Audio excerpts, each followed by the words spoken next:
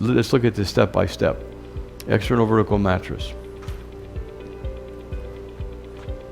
Outside in. That first bite is about 6 millimeters, right? Inside out, there's the other 6. If I tie it, it's a simple interrupted. And if I re-entered it right there, it will be an internal vertical. But instead, I'm coming out back where I started, re-entering at 3, and then inside out at 3. Right here. Bam. So there's one across the incision line. And when I come over here, there's the second one when I tie it. So see, this is the span next to the tooth. I'll do an EVM here, I'll do one over here. And then I might do a horizontal mattress in between and then do a continuous interlocking and call it a day. Okay?